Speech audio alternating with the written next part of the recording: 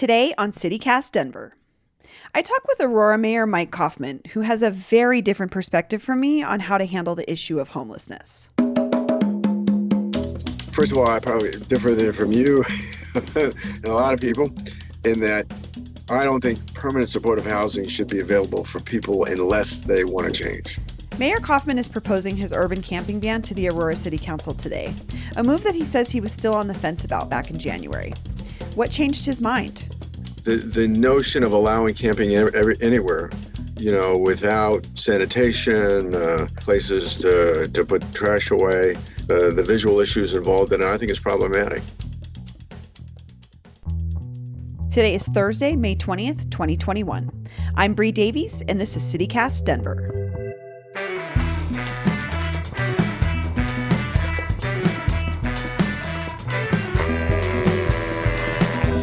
Let's take a look at the news. A warm day ahead with a high of 81 degrees and a very slight chance of rain. King Soopers says fully vaccinated customers and some fully vaccinated employees will no longer be required to wear masks in stores beginning today. This comes after Governor Jared Polis lifted nearly all of the state's mask orders last week and said that people can go mask-free in most indoor settings. And while we're on the subject of government things, earlier this week, Governor Polis signed Colorado's $34.1 billion budget for the fiscal year. The budget restores some cuts made in light of the coronavirus crisis and will include $800 million for a state coronavirus stimulus package. Details of the full budget package are still being debated in the legislature, so stay tuned. Back in December, Aurora Mayor Mike Kaufman made huge news when he invited a TV news crew to follow him for a week as he dressed up like he was homeless and visited various shelters and encampments in the Denver metro area. So he took vacation, took to the streets, and for 1 week, Mayor Kaufman became homeless Mike. I have towels, socks. He said he wanted to learn more about homelessness, and at the end of the week, he concluded that being homeless was a lifestyle choice. And I'll be honest, that really pissed me off. To me, it's inhumane to ignore the lived experiences of people at the center of a crisis like homelessness. And no amount of homeless person cosplay will convince a house person of what it's actually like to be houseless. After Mayor Kaufman's experience on the streets, he tweeted that he was suspending discussion on a camping ban until he better understood the impact on Aurora. And that was back in January. But then earlier this week, the mayor announced he'd be proposing an urban camping ban like the one we have in Denver after all. What happened? All right, Mayor Kaufman will be on in just one moment, okay? Thank you. So we invited him on the show to find out why he thinks an urban camping ban is the answer to Aurora's growing unhoused population. Hi, Mayor. Thanks for joining us today. Oh, thanks for having me. So, Mayor Kaufman, I wanted to start by explaining that this won't be a typical media interview because we're pretty open and honest about our perspectives on CityCast. And I wanted to let you know that from what I've seen and I've witnessed here in Denver, urban camping bans are not a good idea. But I still wanted to hear from you and your perspective. So I think we could just start there. What convinced you that proposing a camping ban was the right decision for Aurora? Well, certainly a lot of complaints from residents. Plus, I think that the notion of allowing camping anywhere, without sanitation, without places to put trash away, the visual issues involved in it, I think is problematic. If you look at what's required in case law, in terms of the challenges to camping bans, they require you to have an alternative. And so what I see as an alternative is probably a single facility, but would be bifurcated. It would be bifurcated in that it would be part shelter and it would be part safe camping spaces. And plus, places for people to put RVs, cars, things like that. But I think that's what's important, to provide people alternatives so that they're not just all over the city.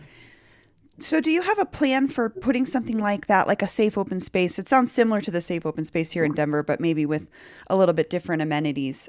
Do you have a plan for putting something like that in place in Aurora prior to the camping ban, or what's your sort of... Well, there's going to have to be something in place more than we have to be able to put it in place. And so Yes, there are two variables that compromise the ability to execute a camping ban, even though you can pass it legislatively. And so the two, intervening variables are number one, the pandemic, that the the public health issues of the pandemic override a camping ban. And then I think secondly is the fact that you have to have the alternative. And so you asked about, are there plans to do that? The reason why I introduced it at this time is because I wanted to frame the debate, because we are getting federal dollars from the American Recovery Plan that can be used for homeless infrastructure. And so what I want to do is kind of frame the debate now so that we realize an alternative using those federal dollars that certainly can be used to create a facility, to develop a facility that meets the not just really meets the case law, but it's effective. Um, I spent a week experiencing homelessness, very controversial to some. Yes. Yeah, I was going to ask you about that. That was last winter, and I personally did feel it was a very controversial move on your part. What did you Sure, learn from that experience? it was a very effective move. I mean, for me personally. Well, I think probably the complexity of the issue, that there's some unique aspects to Denver that aren't in Aurora when it comes to particularly the homeless encampments. So I stayed in the larger encampments in Denver. I don't see that really, certainly in Aurora. They're small. They're kind of relatively spread out. But some of the unique things that I saw that surprised me, that there was no crossover between the shelter population and the encampment population. Well, I thought there was. And I looked like such an idiot going in the shelter saying, "Hey, could you tell me what's a good encampment?" And they would look and say, "Well, we've never stayed in the encampments." Does your plan or do your thoughts around I've been in recovery for 14 years, and Yeah. I know that stable housing was the number one thing that allowed me to get into recovery in the first place. Do you have a plan for that in this thought process? So, so one program that we have in Aurora that we can expand, it's called the Ready to Work Plan program. It's a Boulder-based nonprofit that is works in the city of Aurora. We support it as a city, but it draws from other foundations. And we've converted a fairly good sized office building to living spaces, and the conference rooms converted to classrooms. So it provides a variety of supportive services, from treatment, substance abuse treatment, to work skills training. So what I would like to see would be, first of all, I probably differ than from you and a lot of people, in that I don't think permanent supportive housing should be available for people unless they want to change, unless they're willing to go through treatment, unless they're willing to, do things that are affirmative to move them on. I think emergency housing, what I call emergency shelter housing, should be available for everybody. I think what I really like to see that was lacking in the three shelters that I stayed in, in the encampments, there was aggressive outreach. Um, Right. That's where service Not too many providers. people would take advantage of it, but there was aggressive outreach. But there really wasn't aggressive outreach in the shelters. That, you checked in and it was kind of like, well, do you want to, we offer this and this and this, and do you want, but it felt like it was going through the motions So you'd like to for the see most part. more Yeah, I aggressive want to see intensive outreach. case management. Okay. I would want to see case more personalized case management, going out to the individual, staying, and also out of the three I stayed in, I would rate the number one. Okay, I'll rate them. Okay, the worst shelter was the Holly Center, because where you stay in the rescue mission, where they tossed you out in the day. That sounds like a great case for support, like permanent housing, right? Oh, well, okay. So that was my number three. Number two is probably Aurora. And I think the problem there is not necessarily mature, where they had one place that was for the shelter for at night, one place that was for the day, and you had to shuttle back and forth. It wasn't too bad, but the best that could be made better was 48th in Colorado. And what I liked about that, it was a 24-hour shelter that if you didn't have to leave. And unless you wanted to, you had to be back by, I think, 8 in the evening or you lost your bed. So you felt that was a good model. Yeah, I mean, I think that they can do things similar. I think the problem, it could be more geared to the people that were ready for it. You essentially won a lottery. I mean, I drew a number out of a hat. That's how I got there. Right. I mean, that shows you though how many people are really in need of services, right? When you Yeah, have but I these think the problem processes. is they had. I think for those people that were ready to take it, it should have been geared to those people that were more. Instead of a lottery, you know, it should have been saying, okay, do you want to participate in this? Are you ready for this? Because I think that the notion of a 24-hour shelter is great. I would like to see when we do a shelter that it's a 24-hour shelter, that people don't have to leave in the day, and I think that it bothers the community around it when you're forcing people out in the day involuntarily, and they're just wandering around the streets. Let people stay there, and most people did. So I want to go back to your proposed camping ban. You said that you wanted your proposed camping ban to quote frame the debate. How are you Mhm. hoping that will work?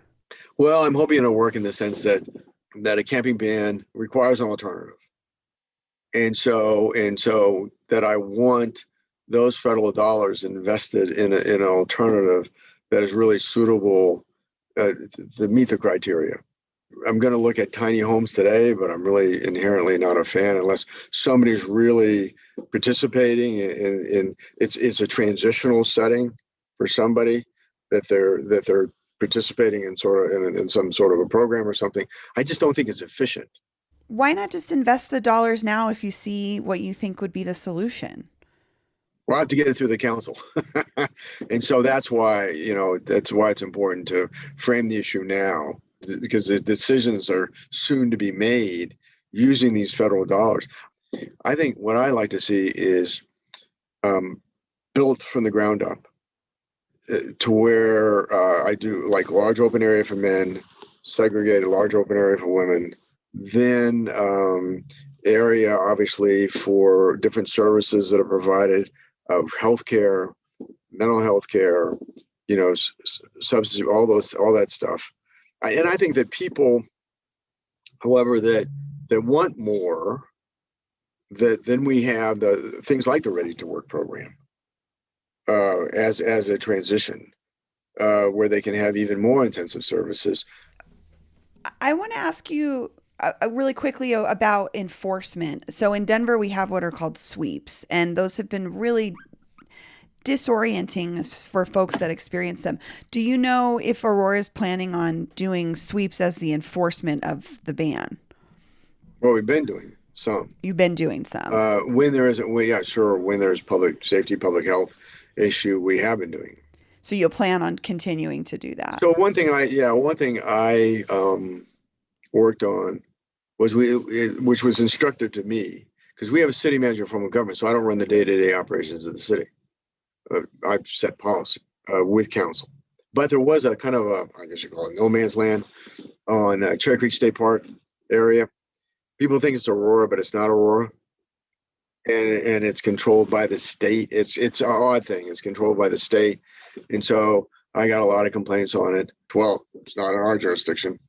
So I went to Arapahoe County, and I think Sheriff Brown was pretty sensitive to a balance. And what he wanted, and I thought it was pretty smart, he said, you know what? I want you to have outreach people there when we're doing this, When we're doing the sweeps. Okay. when we're doing this week, and, to there the whole time. I said, well, I tell you what I'll do. I will, ask them to intensively be there for the week leading up to it, and then there during the day. And so I think that's helpful, but it's always going to be disorienting.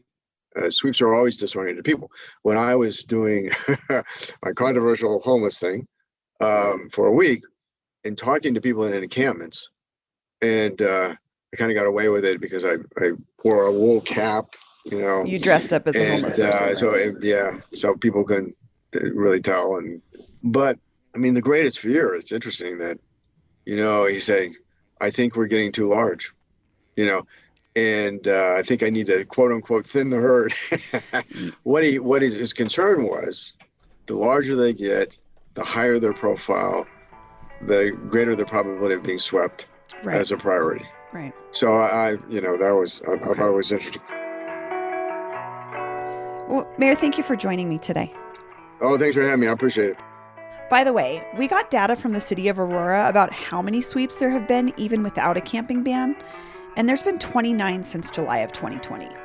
That's according to the Director of Housing and Community Services in Aurora. Oh, and they also added that CDOT does sweeps along I-225, but they don't keep track of those numbers.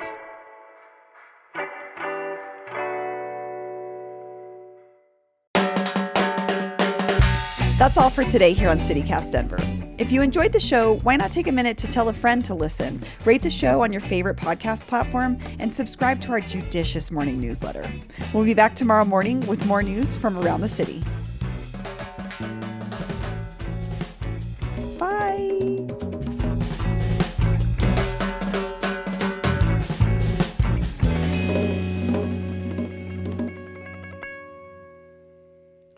I'll have you know I avoided having a glass of milk twice today so that I didn't have a phlegmy throat.